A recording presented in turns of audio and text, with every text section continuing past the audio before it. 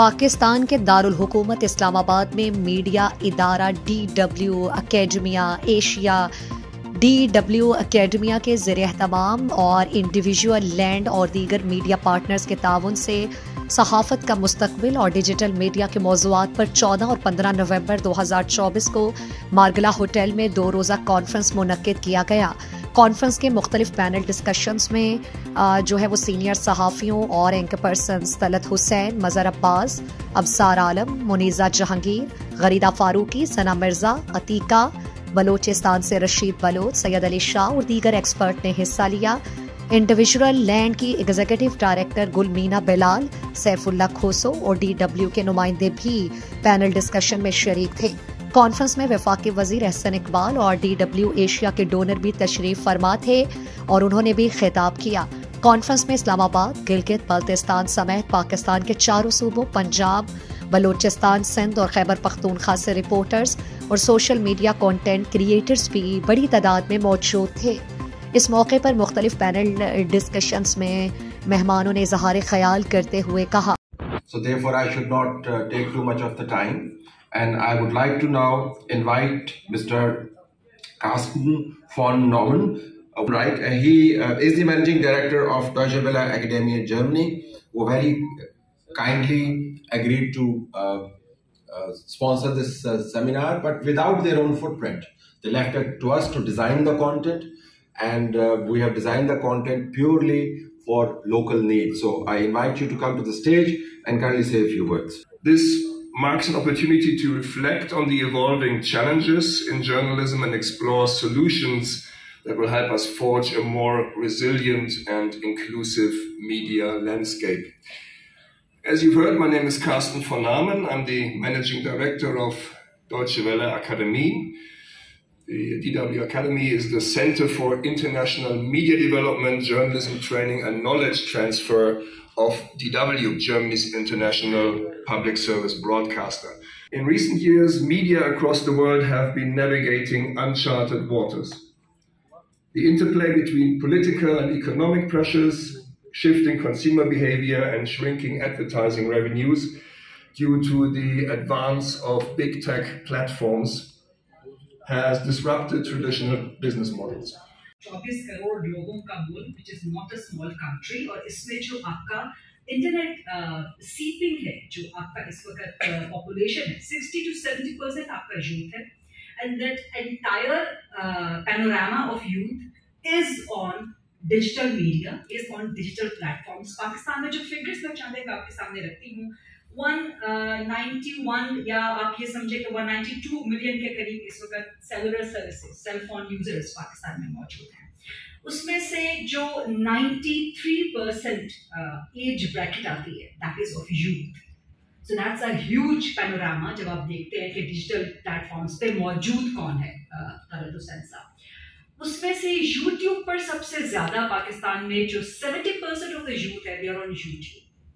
اب یوٹیوب پہ آپ ڈیجیٹل میڈیا کس قسم کا دیکھ رہے ہیں؟ Is that viable financially? Yes, it is viable. That's my personal opinion, because it's a free market. Digital market is a free market. It is not yet regulated in Pakistan. Yes, there are certain regulations which are in place. More of them are being in the phase of proposed. But again, jab Pakistan mein regulation ki baat ki jati hai, so we get a kind of, ہمارے کان کھڑے ہو جاتے ہیں. Because there's a very fine line, a thin border between regulation or censorship. And given the history of media in Pakistan, whenever we talk of regulations, we always tend to jump towards the censorship. So digital media pe wo cheez abhi us tarah se lagu nahi ho saki. So it's a free market. Number one, is free market ko aap Pakistan mein shudar bebuhar bhi keh sakte hain. There is no regulation, there is no code of conduct. Mujhe yaad hai ki 2010 mein 2010 سے پہلے پاکستان جب بہت زیادہ victim تھا terrorism کا، سو 2010 میں پاکستان کے director news بیٹھے تھے، سینئر جرنلسٹ بیٹھے تھے. They made a code of conduct for themselves. They were not forced by any authority to do that. They were forced by their own self-regulation mechanism. We should not show the bodies, we should not show the blood, we should not show that aftermath of of a terrorist activity which can affect and which might affect especially the young minds. So वो media ने 2010 में अपना एक code of conduct बना लिया था. But would that turning point come for the digital media? I think that might be a stretching thing to talk about.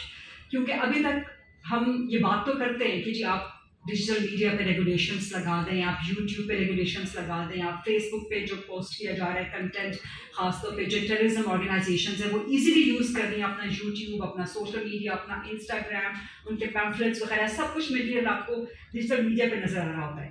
But जहाँ regulation की बात आती है वहीं पे हम लोग उस पर रुकावट बन जाते हैं. So the question always was that will English media be viable? Then of course the question became redundant because TV came in. And we thought, as you were saying, that English papers जो है उनकी papers का मसला नहीं होगा. लेकिन अब बहुत उनकी इंडस्ट्री shrink कर रही है. अब digital media is going to really give us a run for our money, literally. So आप जरा बताएं कि do you see yourself and your channel, stay the same way, or do you see yourself grow into a digital media journalist in the next 3 years? Well, I guess we had this debate a couple of some time back as well, and I always disagree to this thing. You can never take out the newspaper out of a real journalist. Or what is journalism for the common man? What is digital media for the common man? It satiates your appetite. That appetite could be information, for information. That appetite could be for fun.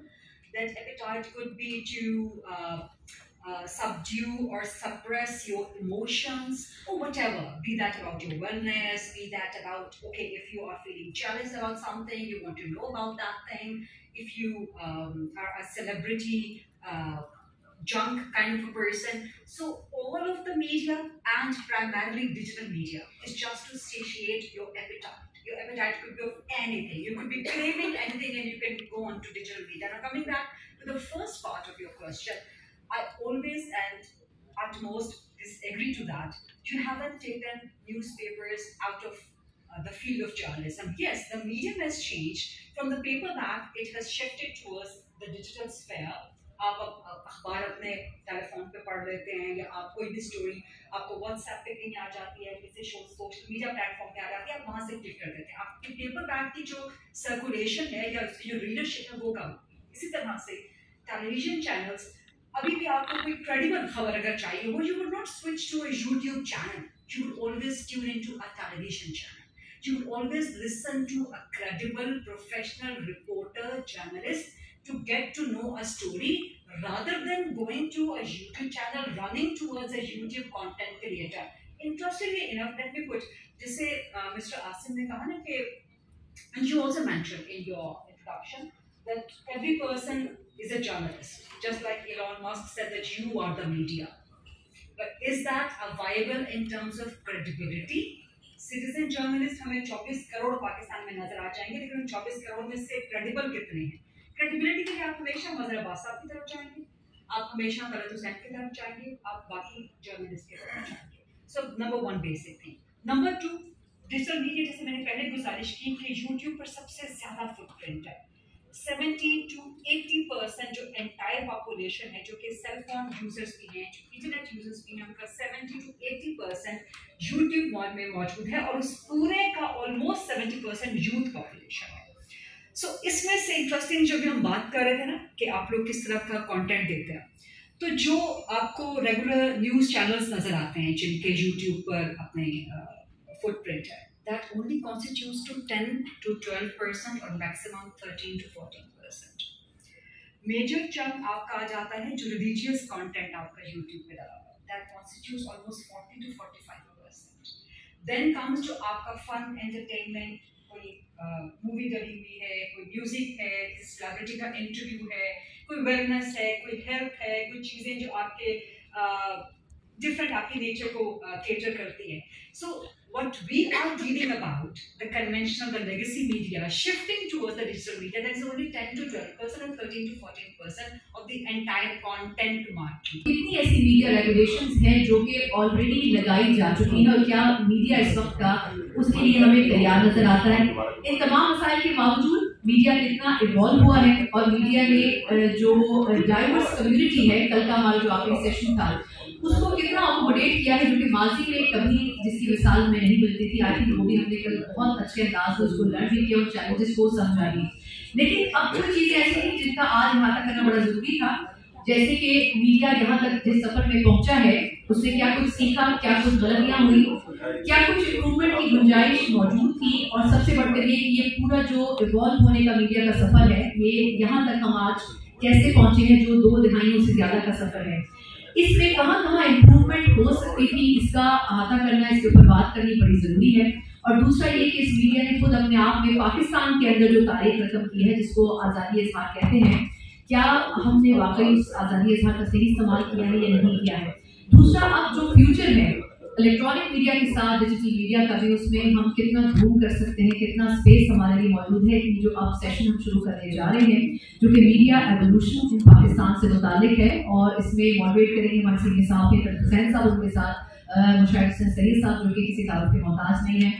ان کو میں دعوت دینا چاہوں گی کہ dice پر آ جائیں اور kindly session میں تھوڑا سا جو میڈیا کی 2 دہائیوں پر مشتمل ہسٹری ہے اس کے بارے میں بتائیں. Thank you sir. انڈیا کے اوپر یہ ہاک ہے, انڈیا کو کنسیشن دینے کے بالکل مائل نہیں ہے. نیوکلیئر پروگرام ان سے بہتر کوئی نہیں جانتا, منسٹری سے سنبھال چکے ہیں. تو مشاہد حسین سعید صاحب کا جو پروفائل ہے بطور سیاستدان اور ایک اسٹریٹجک اینالسٹ کا, اور پاکستان میں جب کبھی بھی بات ہوتی ہے اسٹریٹجک انالیسس کی یا اسٹریٹجک ویژن کی, مشاہد صاحب یہاں پر موجود ہے. لیکن مشاہد صاحب کی ترجیحات کے بارے میں آپ بتا دوں, اسلام آباد میں بہت بڑا اس وقت ایک ڈائلاگ ہو رہا ہے, مرغلہ ڈائلاگ.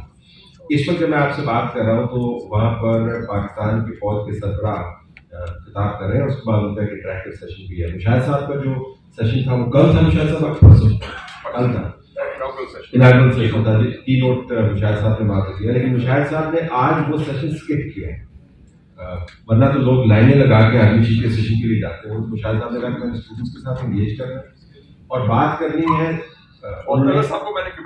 جی بالکل, and he was here on time as well. انہوں نے 10:30 کا کہا تھا, 10:20 پہ یہاں پہ موجود. لیکن مشاہد صاحب کے ساتھ جو ہماری نسبت ہے وہ نسبت ہے صحافت کی.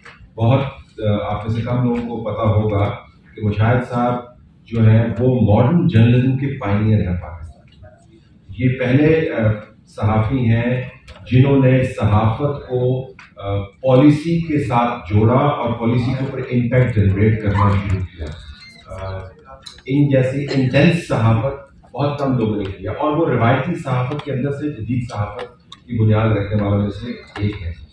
ہم نے ان سے بہت کچھ سیکھا ہے, اداریے کیسے لکھے جاتے ہیں, نیوز انالیسس کیسے کیے جاتے ہیں, خبر کیسے لی جاتی ہے, خبر کے نتائج کو کیسے سنبھالا جاتا ہے.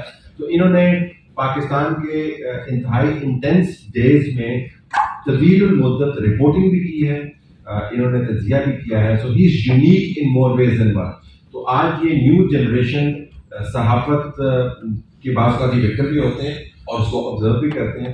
تو یہ جو ان کا صحافیانہ پہلو ہے, ہم چاہیں گے کہ یہ آپ کے سامنے رکھیں تک, کیونکہ یہ آپ کو کتابوں میں نہیں ملے. کتابوں میں جو آپ کو تھیری ملے گی وہ اس کا تعلق گراؤنڈ ریالٹی سے نہیں ہے. So مشاہد صاحب, very warm welcome to you, and I am really honored to have you here.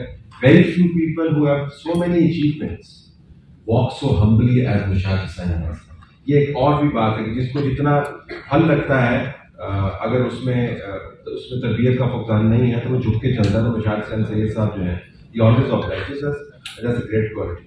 So opening few words and then I have a lead question. Go ahead. Thank you very much. Assalamu alaikum, fellow students, ladies and gentlemen, especially Talat Saab, to हमारे पुराने दोस्त भी हैं और this much younger to me, but I have great respect for him because he is one of the few journalists जिनका कोई इस्लामाबाद में इसका कोई personal या political agenda नहीं, and he has the courage to speak truth to power, जो आजकल बहुत मुश्किल है. हमारे ज़माने में हम बोलते थे कि इतने खतरात नहीं थे जो अब हैं. वो रूल्स ऑफ द गेम है. तो मुझे बड़ी खुशी हुई है जी आप सबसे करके. मैं अमेरिका से पढ़ के आया तो मेरे डिग्री थी मेरी मास्टर्स इन इंटरनेशनल रिलेशंस. मेरे वालिदैन मेरा चाहते थे कि आप फॉरेन सर्विस ज्वाइन करें. मेरी डिग्री का नाम है MSFS, master of science in foreign service, Georgetown university से. लेकिन मैं जब वॉशिंगटन में था, I was president of the Pakistan students association of America, तो मुझे मौका मिलता था डिप्लोमेटिक फंक्शन जाने में. میں نے کہا یہ تو ہاتھ میں کلاس پڑھ کے گپ شپ مارنی، یہ تو زندگی تو نہیں ہے، بڑا بورنگ زندگی ہوگی، اور وہ جو حکومت کہہ رہی ہے وہ کرتے رہو اور پھر پوسٹنگ بار کرواتے رہو تو مزہ نہیں آئے گا. تو میں نے کہا کہ یہ تو میں نے کام نہیں کرنا. تو پھر واپس آیا تو میری پہلی جاب تھی، میں چاہتا تھا اسلام آباد میں نوکری کرنا اور جاب کرنا. قائد اعظم یونیورسٹی پر گیا تو انہوں نے کہا کہ آپ کی کوئی سفارش ہے کسی منسٹر کی؟ میں میری تو نہیں ہے. اور کیا پھر آپ کو نوکری ٹھیک ہے. اور پھر میں اسلام آباد گیا تو ادھر میری ایک پرانی ٹیچر تھی، انہوں نے کہا کہ آج کل فارن سروس کی ٹریننگ ہو رہی ہے اسٹاف کالج میں. پرانی ٹیچر کا نام ہے مسز خاون ممتاز، وہ پنجاب یونیورسٹی میں پڑھاتی تھی. انہوں نے کہا کہ they are looking for somebody on contract، تو وہ جو فارن افیئرس کو پڑھا سکے. تو پھر وہ مجھے نوکری مل گئی اور پاکستان ایڈمنسٹریٹو اسٹاف کالج، تو وہ میرا آغاز تھا. اس کے بعد میں پھر لیکچرر بن گیا پنجاب یونیورسٹی میں. اور جب پھر اس کو کوئی گڑبڑ ہوئی، 4-5 لوگ سو کو لیفٹسٹ نکالے گئے تو میں بھی نکالا گیا. عمر حسن خان صاحب تھے، عمیر ہاشمی صاحب، فیض صاحب کے ساتھ سائن لا.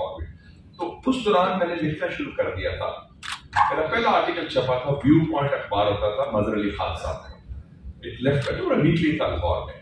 انہوں نے ان سے میری سلام دعا تھی تو میں نے کہا کہ میں نے آرٹیکل لکھا تھا Pakistan foreign policy and appraisal. اس کو میری عمر 25 سال تھی تو میں بڑا اس کو ایکسائٹڈ ہوا کہ میرا آرٹیکل چھپ گیا. پھر گائے بگائے میں نے لکھنا شروع کر دیا. کبھی پاکستان ٹائمز میں لکھا، پھر ڈان میں لکھا، ناٹ فار اے لیونگ. تو وہ مجھے فائدہ ہوا کہ جب مجھے نکالا گیا یونیورسٹی سے، I was looking for a job, تو A.T. چودھری صاحب تھے ایڈیٹر مسلم کے. ان کو میں نے انوائٹ کیا تھا کہ آپ لیکچر دیں فارن افیئرس کے افسر کو. اسلام تو اچھی ہوگی. انہوں نے کہا کہ آپ کو ہم یونیورسٹی میں اس کا لیکچرر کی سیلری تھی 1600 روپئے. آئی واز اے بیچلر، تو بڑا اچھا تھا. I was living my parents, بڑی 1600 روپئے بہت پیسہ تھا اس میں.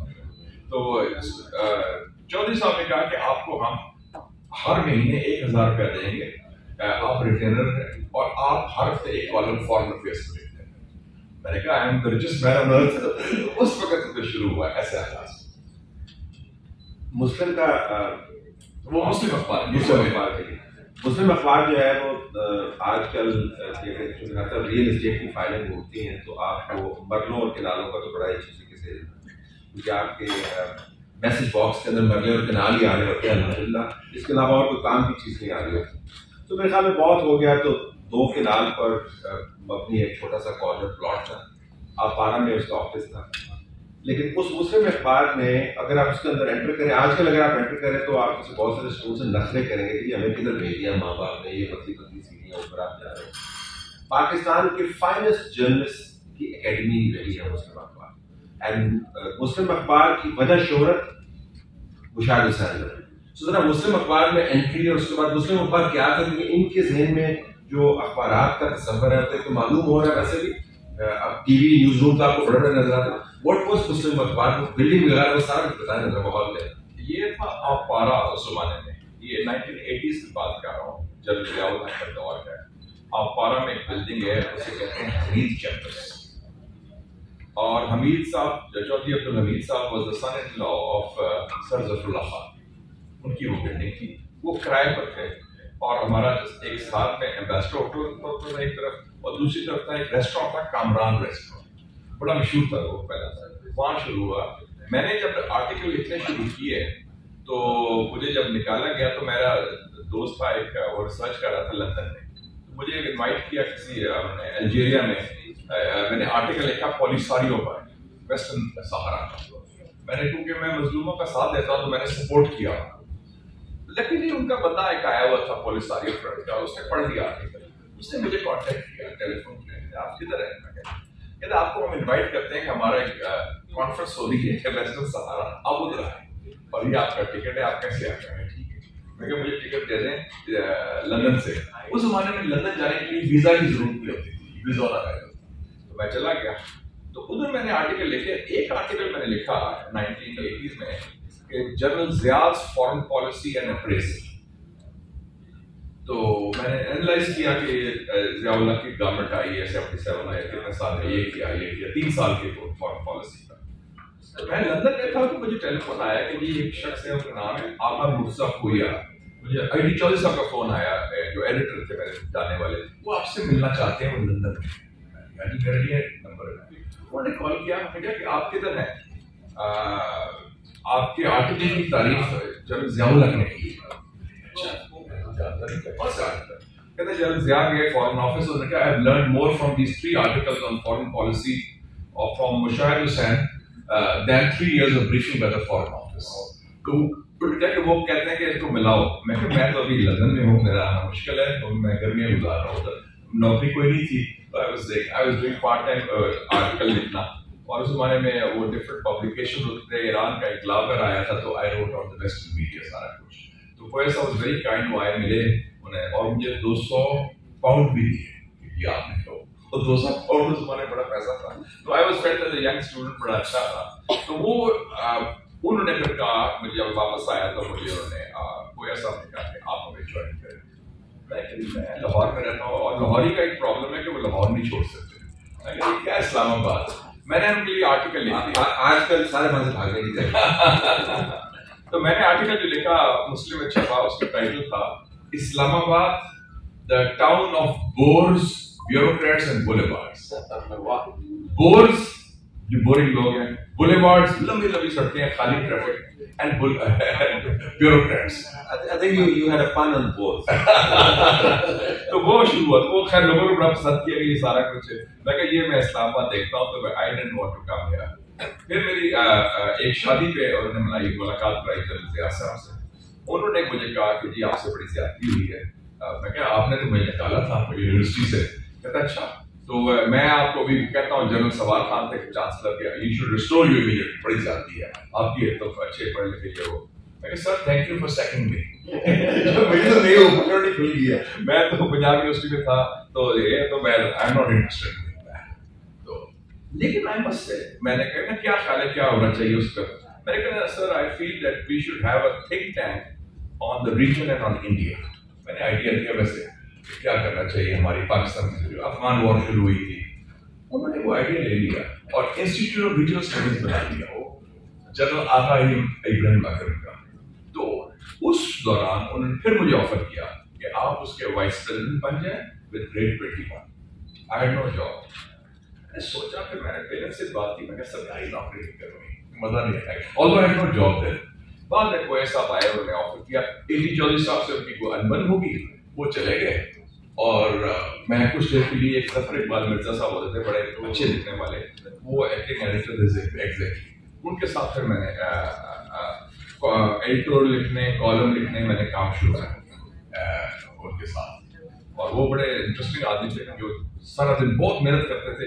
شام کو he had to have his break, so he would take me to the diplomatic function. میں کو پی رہا ہوتا تھا, وہ گپ شپ مارا کرتے تھے. لیکن he was one of the most brilliant writers of the English language. اتنی زبان پر جو کنٹرول تھا. تو اس وقت مسلم اخبار ایک بہت امیر اخبار نہیں تھا, لیکن اس میں بڑے جاندار لوگ, ایاز امیر صاحب, ضیاء الدین صاحب, اس میں امریکن خاتون بھی تھی کیرن پاشا, جو نئی پاشا ان کی بھی تھی. تو اس میں بڑے ہر قسم کے لوگ, ایرک سپرین صاحب جو لیفٹ کے لوگ تھے, جو جن کو نکالا گیا تھا, جو کئی لوگ جاب لیس تھے, پروگریسو تھے, تو ہر قسم کے لوگ, ڈی شاہ خان صاحب, اور بہت اچھے پڑھے لکھے لوگ. اور پھر وہ مریانہ بابر بھی آ گئی, بعد میں شریعت بھی, نصرت جاوید بھی, کامران خان بھی, رحیم اللہ یوسف زئی بھی, یہ سب میں لے گیا, ڈاکٹر بلی لودھی بھی, ڈاکٹر شین مزاری بھی, سو یہ ساری ٹیم ہمیں پھر اکٹھی کی. تو اس میں جب مجھے ایڈیٹر بنایا تو پہلے مجھے کوئی ایسا آئے ایڈیٹر کے لیے آفر کیا, تو میں نے میں کہا job is too big for me. I was 27-28. میں نے کہا ایڈیٹر بننا ہے, یہ تو کیسے میں کروں گا, I don't have the confidence. پھر وہ واپس آئے. پھر اس بعد ایک ہمارے جاننے والے لے کے آئے, وہ سعید گریڈ میں فیملی کے بہت دوست تھے, گھر آئے, میرے والدین سے بولا تھا جی ان کو. میں نے کہا میں لاہور نہیں چھوڑنا تھا, میں انٹرسٹڈ ہوں, تو میں آرام سے I'm having a good time. Then he insisted, میں کہتا ہے I'll go for the summer. بس اسلام آباد ایسی جگہ ہے, وہ میگنیٹ ہے, وہ لے لیتا ہے. تو پہلا تھا میرے لیے کہ بڑا چیلنج تھا. تو فرسٹ آف آل میرا سلوگن رہا ہے ہمیشہ team work and home work. Team کے بغیر آپ نہیں چل سکتے. کوئی ادارہ ون مین شو, ون وومن شو نہیں کر سکتا. آپ کو ٹیم اچھی مل جائے گی, اور ویری اچھی. اور ٹیم کا مطلب ہے سب کو ساتھ لے کے چلے, آپ سے سینئر اور جونیئر. اور میں نے خواجہ آصف صاحب ہوتے تھے, کے ایم آصف صاحب, وہ چیف ایڈیٹر پاکستان ٹائمز تھے, ان کو میں وہ پہلے اختیار نہیں تھے. میں کہا نہیں sir you are boss very good sir. H K Barqi صاحب کا کالم, مناج برنا صاحب خالد حسن کے کالمسٹ, فرت اللہ بابر کا گیما کالمسٹ. تو میں نے کلیکشن شروع کی کہ اچھے دا بیسٹ ٹیلنٹ اور مینی آف دس, یہ جو ینگ ویمن خاص کر خواتین کو بڑا لانچ کیا اور اس میں ایک اور امریکن خاتون بھی میں نے لے لی, اسٹیفنی خاتون, جو ریگن کے بہت خلاف تھی, تو اینٹی امریکن ایڈیٹور وہ لکھتی تھی.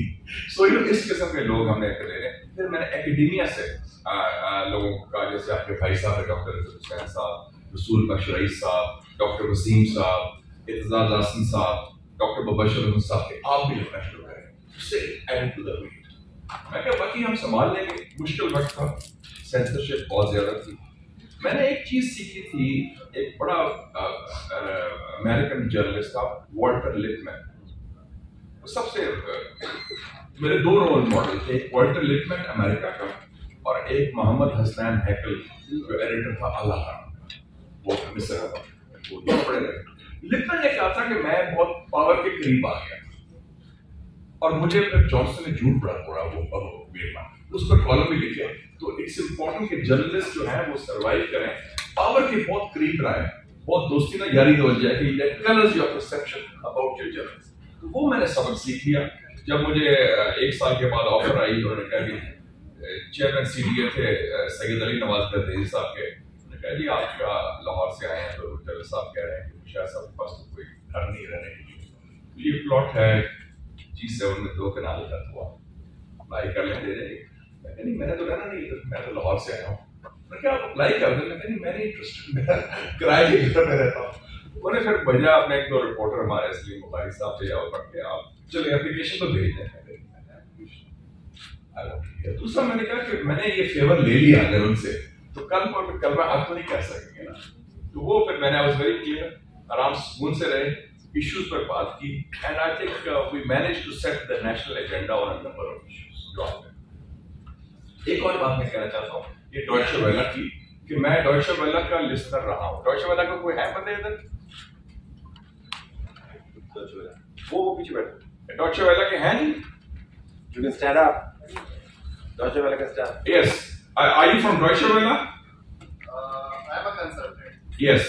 I want to tell you that when I was a student in Lahore, my father gave me on my 15th birthday a Philips radio shortwave, and I started listening to Deutsche Welle, the voice of Germany, which was broadcasting from Cologne in those days.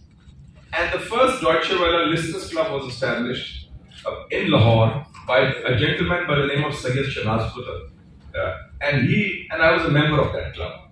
So we used to, it was in Urdu service and English service.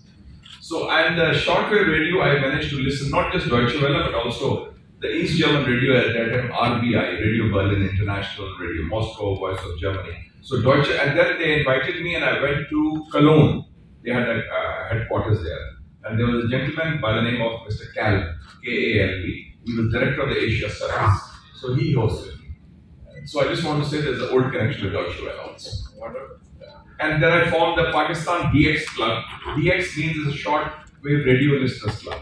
So that's how my interest in international affairs was generated. Because I used to listen to the newscasts of about 10-12 stations every day. When I was studying in FC College in my first and second year. So that gave me a lot of information and about the world at that time through the short. And Deutsche Welle was a key player, and I won 2-3 competitions also, and I got awards for that, for giving reception reports and getting pens and other gifts. New Year calendars those days, they were very good calendars from Deutsche Welle. Some of those gifts you already all have with you right now. Yes, at home. So there you have it. آپ سب کو یہ طوطا مینا کی کہانی لگ رہی ہے. آپ نے دیکھا ہوگا کہ شاہد حسین سعید نے اپنی یہ صرف ایک حصہ اور سلائس کھولا ہے آپ کے لیے. اس میں کہیں پہ آپ کو ٹی وی نظر نہیں آ رہا, کہیں پہ آپ کو کیمرہ نظر نہیں آ رہا, کہیں پر آپ کو پاور کنیکشنز نظر نہیں آ رہے, کہیں پہ آپ کو پیسہ نظر نہیں آ رہا.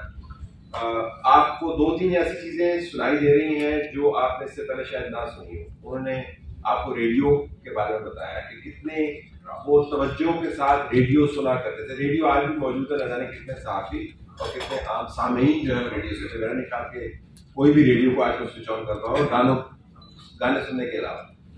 دوسری سب سے اہم بات میں نے آپ کو ابھی تک بتائی ہے وہ یہ کہ how his ability to write actually took him forward. It was not his ability to speak. آج کل تو آپ کو یہ بتایا جاتا ہے کہ جو بولتا ہے اس کا سورج چمکتا ہے. یہ بولنے والا صحافی نہیں ہے, اور بولنے والے صحافیوں کو آج بھی ہم صحافی نہیں مانتے ہیں کہ صرف بولتے ہیں اگر وہ لکھ نہیں سکتے ہیں. تو انہوں نے اپنے لکھت پڑھت کے ذریعے جو ترقی کی ہے وہ that is the fundamental and key to journalism. تیسری بات, there's a reason why I told you about how shabby by today's standards Muslim's office was. It was not a great office. It was a shabby office. So یہ جو work place comfort ہے وہ صحافیوں کو کبھی میسر نہیں ہوتی. مشاہد حسین سید صاحب کو جو ایڈیٹر کا آفس تھا اس میں بیرلی 2 چیئرز بھی نہیں آتی ہوتی, لیکن وہاں سے بیٹھ کے انہوں نے دنیا کو ہلانے والی خبریں بھی کی ہیں, صحافت بھی کی ہے. تو یہ جو آج کل کی خواہش ہے کہ ہمارے پاس تمام وسائل موجود ہوں اور تنخواہیں ہمارے آسمان سے باتیں کر رہی ہوں اور ہمارے پاس تمام کمیونیکیشن کا نیٹ ورک موجود ہو, وہ اپنی جگہ پر ہے, اس کی اہمیت ہے, لیکن اس کا تعلق اور صحافت کے ساتھ. اور جب میں شفٹ ہوا ادھر ایڈیٹر بن کے تو میرے پاس رہنے کی جگہ نہیں تھی. میرے ایک دوست تھے جو فورن آفس میں تھے, سیکشن آفیسر کلاس فیلو تھے, مصطفیٰ شاہ صاحب. انہوں نے کہا یہ میرا فلیٹ ہے, میرے پاس ایکسٹرا بیڈ روم ہے, ادھر آپ سرکاری کھلا. تو میں نے ٹھیک ہے.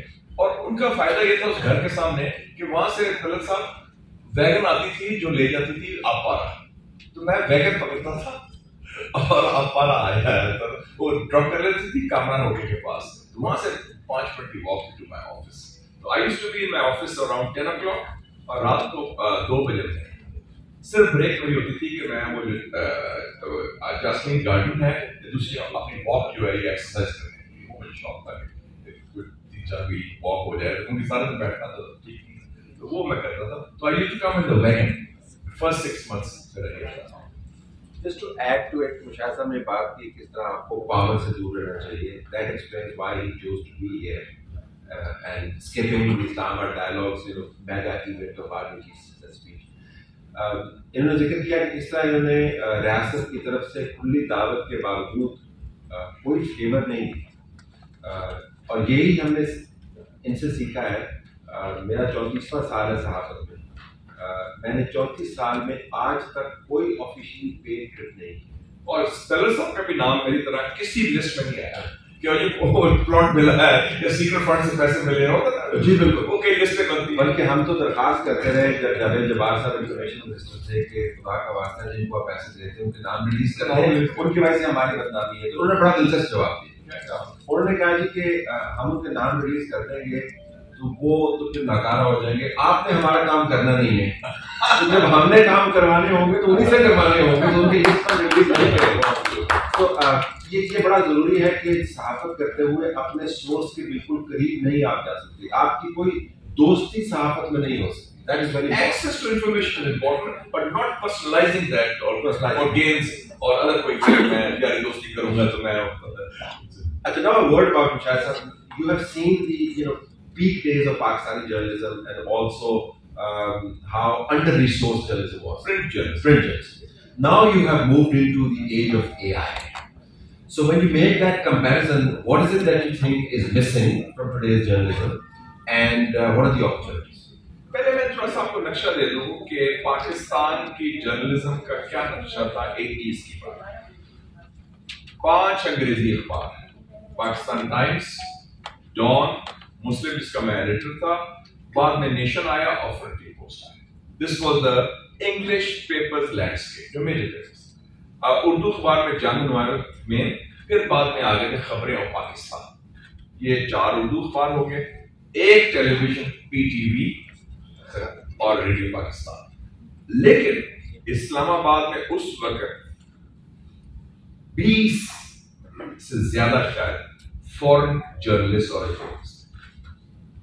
جرمنی کے, انگلینڈ کے, امریکہ کے, چین کے, ہندوستان کے بھی 2 رپورٹرز تھے, پی ٹی آئی اور ہندو کی رپورٹر. سو وہ ایک بڑی اچھی رچ لینڈسکیپ تھی کہ آپ وہ شام کو گپ شپ مار رہے ہیں اچھا یہ کیا ہو رہا ہے, جو ہم کہتے ہیں نا کیا ہونے والا, اس زمانے میں وہ مسلم واز دا پلیس کی خبریں بھی ملیں گی, گپ شپ ہوگی. سو ایک ڈائیورسٹی تھی. اور اس وقت اسلام آباد جو کہ افغان وار ہو رہی تھی, تو وی ور دا ہیپننگ پلیس, پوری دنیا سے ٹاپ جرنلسٹ آتے تھے اور پہلا ان کا ٹاپ ہوتا تھا دا مسلم. تو وہ مجھے بھی ان سے بڑا موقع ملا ان سے بات کرنے کا اور سارا کچھ, اور ان سے سیکھنے کا بھی, سیکھنے کا ان دا نیگیٹو سینس. میں آپ کو ایگزامپل دیتا ہوں. میرے پاس رائٹرز کا ایک آیا ہوتا اور وہ انگریز تھا, انگلش میں دوستی بھی ہوگی, اسلام تو ہوگی, کرکٹ کا شوق تھا, گپ شپ. میں اس کو ورلڈ کپ دیکھنے بھی گیا تھا 83 میں جو تھا لندن. اس نے آپ دیکھیں کہ کس طرح یہ کرتے ہیں. اس نے کانورزیشن میرے سے کی کیا حالات ہیں, سینسرشپ ہے. میں نے جو اس آف دا ریکارڈ تھی اسے ساری چھاپ. وہ میں نے کہا کہ یہ ہم ایسے کرتے ہیں, ہم ایسے سسٹم کو بیٹ کرتے ہیں, سارا کرتے ہیں. پھر میں نے دیکھا کہ یہ انٹلیکچوئل یا پروفیشنل ڈس آنیسٹی یہ کوئی ریزرو نہیں کہ تھرڈ ورلڈ کا ہے. سو یہ گلوبل وائرس ہے. تو یہ بھی سبق سیکھا کہ one has to be careful when talking to foreign journalist. اس ان حالات میں one also has to be careful while talking to your own scientists. Mujahid Sahab had a great story. If you could briefly recapitulate the story, this is regarding A.Q. Khan. Doctor A.Q. Khan صاحب سے میرے بڑے اچھے تعلقات بن گئے اور وہ اس طرح بنے کہ میں مسلم کا ایڈیٹر تھا, میں نہیں جانتا تھا. میرے حالانکہ میں رہتا تھا E7 میں ایک کرائے کے, جب میں وہ ہو گیا تو کوئی سب نے کہا کہ نہیں آپ وہ ویگن شیگن چھوڑیں, آپ کو گاڑی بھی دے دیں گے, اور تنخواہ بھی میری اس کو تھی 5,000 روپے, اور ڈرائیور تھا, گاڑی تھی, اور ایک پورشن تھا اوپر. میں بیچلر تھا, اکیلا رہتا تھا, تو وہ اوپر تھا 2 بیڈروم اپر اسٹوری ہاؤس تھا. اس کے کوئی 2 گلی چھوڑ کے A.Q. خان صاحب رہتے تھے. ان کو شوق تھا خط لکھنے کا, انہوں نے خط لکھا بڑا اچھا, اور خط میں لکھا کہ جی میرے سے بڑی زیادتی ہو رہی ہے, میرے خلاف کیمپین ہو رہا ہے. وہ ویسٹ میں کیمپین کیا تھا ان کے خلاف سارا ڈاکٹر اسٹرینج لا دیے, تو وہ بڑا سینسٹیو لکھتے تھے کرٹیسزم کے یا کامنٹس کے. تو ان کے اور میرے حکومت میں اور سسٹم میں کوئی ڈیفینڈ نہیں کر رہا. آپ چونکہ نیوکلیئر پروگرام کے بڑے سپورٹر ہیں, میں نے دیکھا کہ آپ کے آئیڈیولوژ, آپ کے خیالات, تو میں آپ سے ملنا چاہتا ہوں, اور آپ میرا کیس, آپ میری موقع پیش کہ میں مل لوں گا آپ کو. تو انہوں نے چائے کے لیے بلایا. اس وقت سے پھر میری ان سے دوستی شروع ہوئی, آنا جانا. پھر وہ انفارمیشن شیئر کرتے تھے, اور میرا رول تھے کہ جو انفارمیشن ہم نے چھاپنی ہے وہ چھاپیں گے, باقی آپ میرے اپنے لیے میں اپنے نیوز لینس میں استعمال کر سکتا ہوں وداؤٹ ایٹریبیوشن جو کہتے ہیں. 1987 کی بات ہے. اس وقت انڈیا نے شروع کیا ہے ایکسرسائز براس ٹیکس.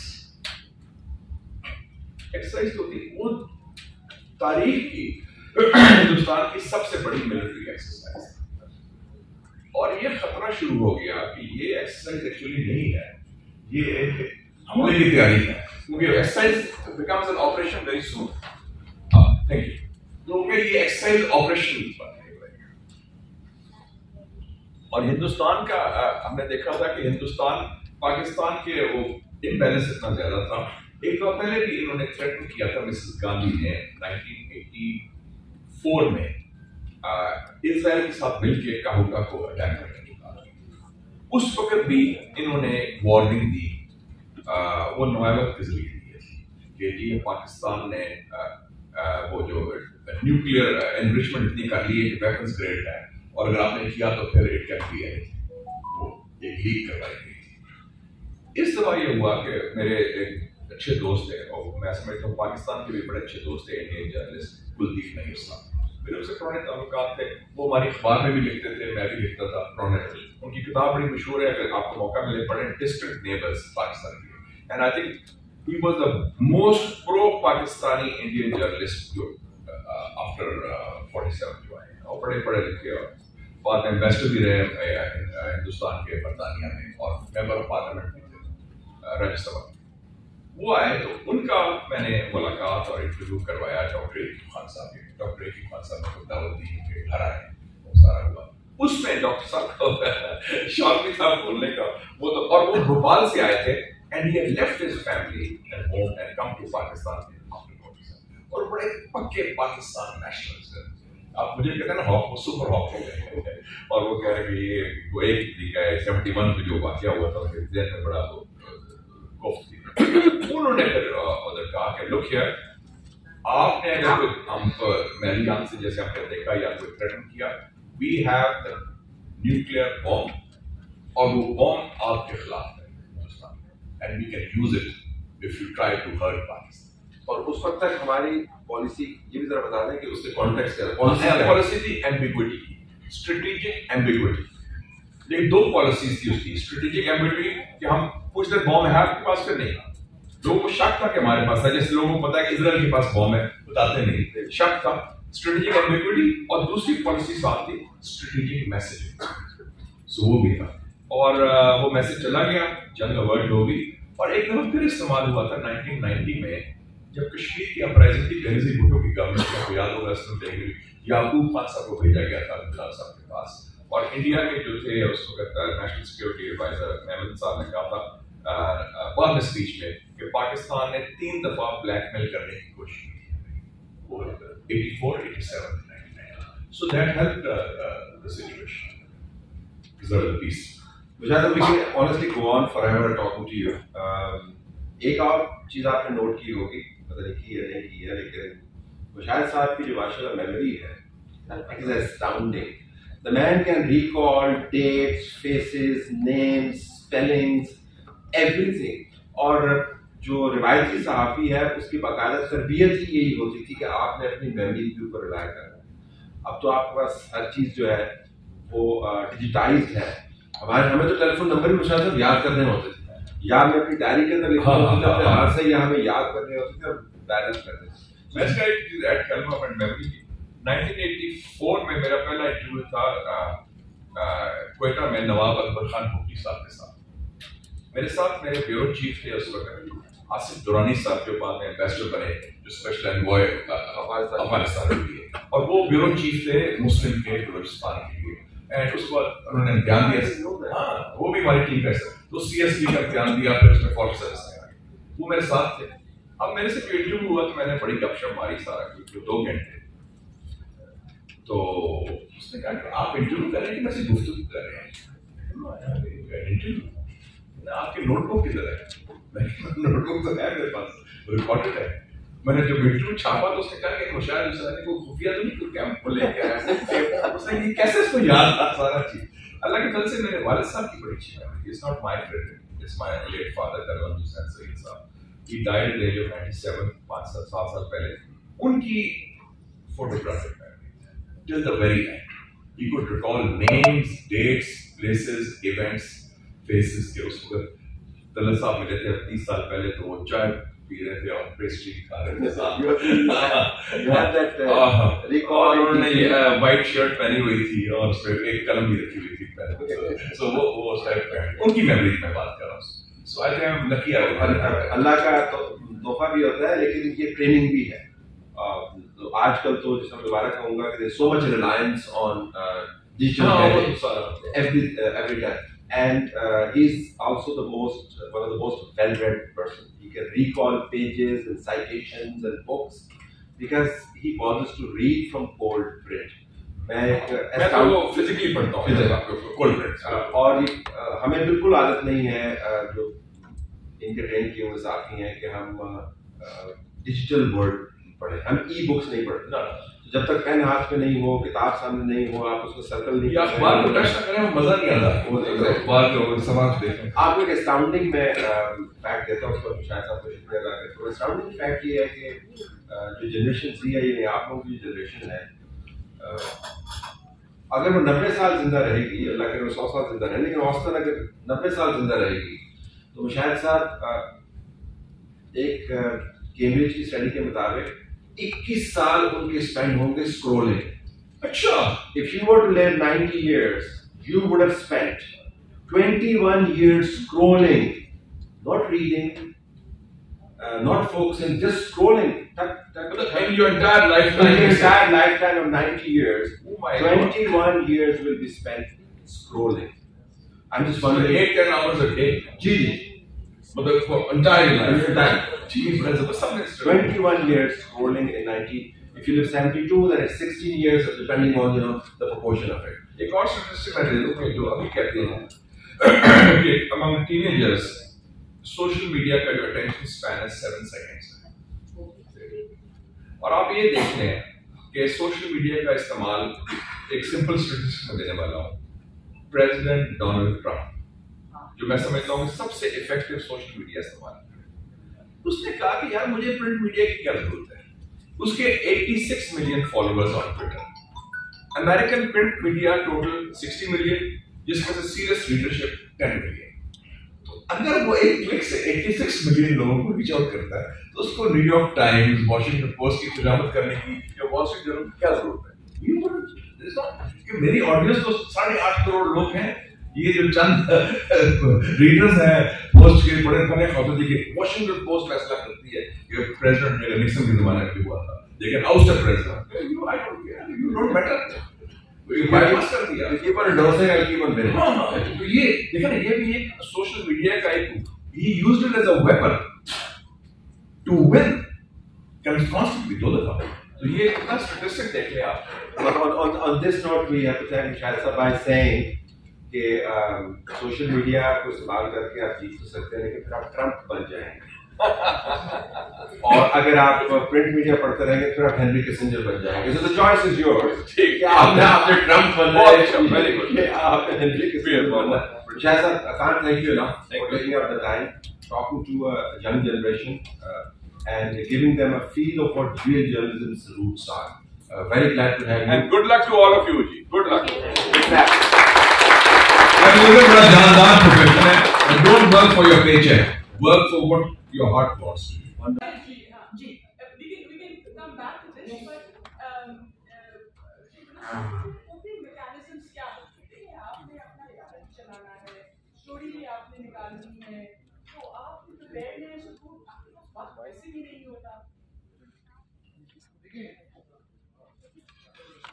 ایک تو یہ ہے کہ میرے خیال میں وقت کو ہمارے جو ہیڈ آفیسر ہیں ان کے جو دن ڈیسک میں بیٹھے ہوتے ہیں وہ بسان کا ایسا بھی ہوتا ہے کہ ان کو آپ کے ویلو کے بارے میں, آپ کے رول کے بارے میں نالج نہیں ہوتی. ایگزامپل میں آپ کو دوں گا کہ فرسٹ کریں, میں چندو کا نام نہیں ہوتا, بڑے بڑے لوگ من ایران بارڈر پہ جاتے ہیں, وہاں پہ کچھ مزدور آنے جاتے ہیں, ڈائریکٹر نیوز کا مجھے فون آتا ہے, یہ کوئی شام کے 5-6 بجے کا ٹائم ہے, تو کہتے ہیں کہ جی 9 بجے کے بلیٹن میں مجھے رینک چاہیے.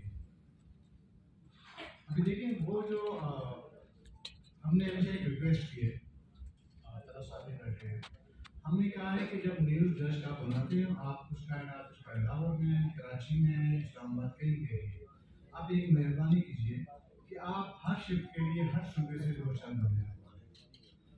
جس بھی علاقے کا, جس صوبے کا کوئی بھی نیوز آپ کے پاس آ جاتا ہے تو وہ بندہ, اس کو پتہ ہوتا ہے کوئٹہ سے آیا ہوا بندہ ہے, جیسے میرے کو پتہ ہے کہ کوئٹہ اور مان کا ڈسٹینس کتنا ہے, یا کوئٹہ اور بارڈر کا کتنا ہے, یا چمن یا کوئٹہ کا ڈسٹینس کتنا ہے.